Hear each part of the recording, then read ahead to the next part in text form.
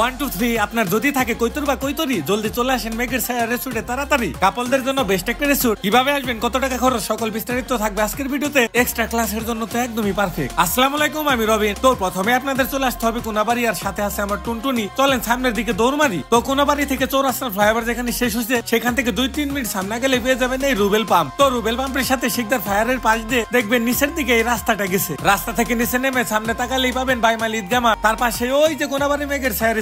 তো already ticket কিনে নিলাম 100 টাকা দিয়ে। এই ভাইও কিন্তু আমাদের ভিডিও দেখে। তো ঢোকার পরে বৃষ্টি বৃষ্টি পরিবেশের মধ্যে ভালোই লাগতেছিল, আর সবুজ জায়গায় পরিষ্কার পরিচ্ছন্ন মাঠটা দেখে তো আরো ভালো লাগতেছিল। এদিকে এই ফুল দিয়ে বেষ্টিত সুন্দর করে বাগানের নিচে দুলনা, আবার সাথে বসার জন্য চেয়ার সিটিং, সত্যি অসাধারণ। দুলনা খাইলে চলে নাকি? তবে আমার কাছে দুলনার অ্যাঙ্গেল এবং রেস্টুরেন্ট সহ যে ভিউটা দেখা যাচ্ছে এইটা একদম আমার এক্সের উপরের মতো সুন্দর চকচকা। তো এই রেস্টুরেন্টে আপনারা ফুচকা চটপটি সহ প্রয়োজনীয় বিভিন্ন খাবার পেয়ে যাবেন। যেহেতু একা আসছি, কোনো পাহারাদার ভাইকে যদি পাই যে আমার ভিডিও দেখে তার হাতে ক্যামেরা ধরাই দিব। আপুদের উইকনেস কাঠগোলাপও কিন্তু আছে। আপু তোমাদের জন্য কিছু ফুল নিলাম, কারো লাগলে কমেন্টে জানাইও। তো আমি এখন যাচ্ছি কিড জোনের দিকে। যাওয়ার পরে দুজন ভাইয়ের সাথে দেখা হয়ে গেল আমাদের ভিডিও দেখে। ভাই বন্ধুর মতো ব্যস্ত থাকো, ধরো তুমি আমার ক্যামেরাম্যান হয়ে যাও। কাপলদের ভিড় থাকলেও মেঘের ছায়াকে আমি কিছুটা ফ্যামিলি বার্কও বলি, কারণ মেঘের ছায়াতে ছোটদের জন্য ভালো পরিমাণ খেলাধুলার ব্যবস্থা আছে। সব রিসোর্টে এত বড় পরিসরে ব্যবস্থা থাকে না। বৃষ্টিতে ভেজা এই রাস্তাটা খুবই ভালো লাগলেও বেশি দূর ক্যামেরা নিয়ে যেতে পারি নাই, কারণ কাপল আছে সামনে। পাশের দিকে একটা হ্যামক আছে, কোথায় একটু রিল্যাক্স ভাব নিলাম। দুই গাছের চিপাতে ব্রিজের ভিউটা সেই লাগতেছিল। দেরি না করে চলে গেলাম লালি মজনুদের ব্রিজে। ডানে বামে সবখানে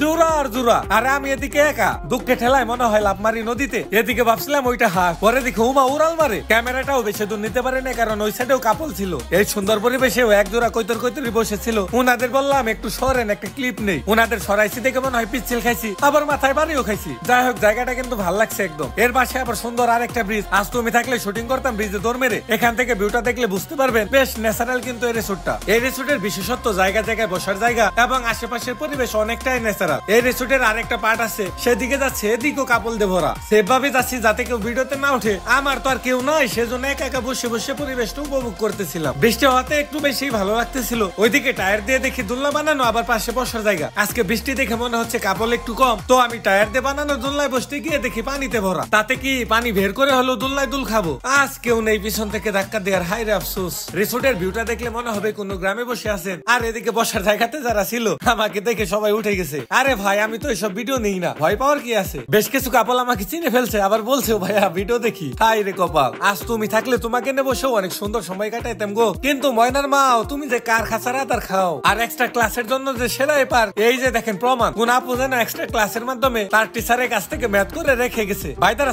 আমাদের ভিডিও পিরোজপুর থেকে দেখছেন ফয়সাল, সোহান গেমিং গাজীপুর থেকে, এমডি সোহেল মিয়া কাতার থেকে। কে কোন জায়গা থেকে ভিডিও দেখছেন কমেন্টে জানান। আজকের মতো চলে যায়, বাই বাই। পেজে লাইক কমেন্ট শেয়ার না করলে বউ কপালে না আর মেয়েদের জামাই।